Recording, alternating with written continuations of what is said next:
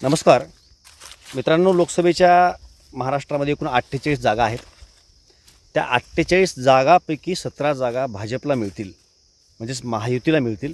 भाजप आणि त्यांचे मित्रपक्ष यांना मिळतील आणि 29 जागा या महाविकास आघाडी म्हणजेच काँग्रेस आणि त्यांचे मित्रपक्ष यांना मिळतील असं ओपिनियन पोल सांगतो, किंवा अशी जे एकंदरीत पोल माहिती सांगतायत त्या हिशोबांचे हे आकडे आहेत।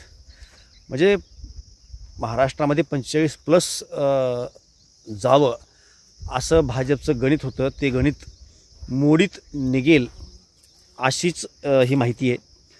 आणि जर असं असेल तर मग नेमकं महाराष्ट्रामध्ये इतक्या मोठ्या प्रमाणामध्ये 45+ जागा मिळतील अशी अपेक्षा असताना तितक्या जागा न मिळता जर इतक्या मोठ्या प्रमाणामध्ये जर डाऊन झाले असतील आणि 17 जागा येणार असतील तर त्याला काय कारण आहेत हे थोडं समजून घ्यायचं म्हटलं तर हे म्हणजे असं काहीतरी माहितीच नाही, अशी काहीतरी कुठली अद्भुत माहिती आपल्यापर्यंत पोहोचवायची अशातला भाग नाही।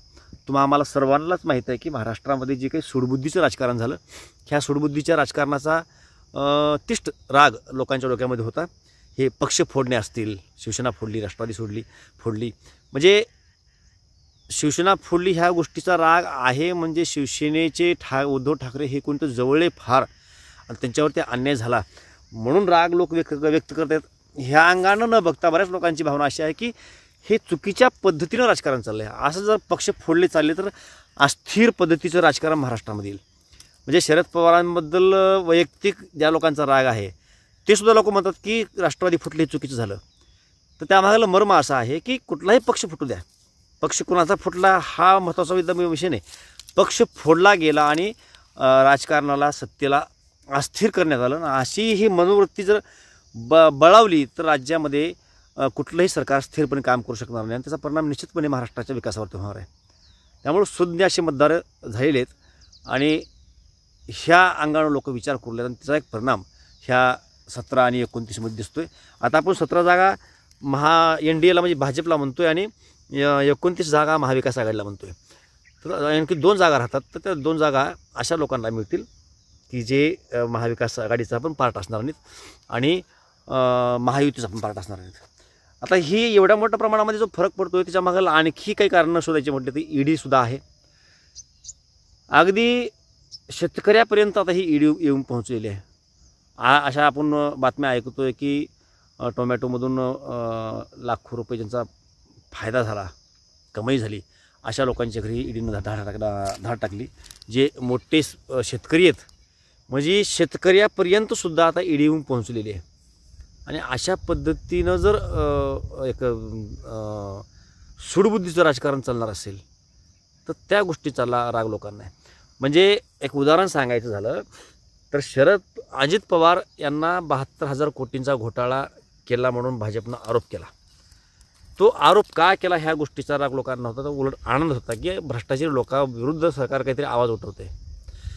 त्यांना तुम्ही जर जेलमध्ये घातलं असतं तर तुमचा जयजयकार झाला असता, पण त्यांना जेलमध्ये न घालता तुम्ही त्यांना सोबत घेता आणि वरून सांगता की आता हे नील आहेत, 72,000 कोटीचा घोटाळा झालेलाच नाही।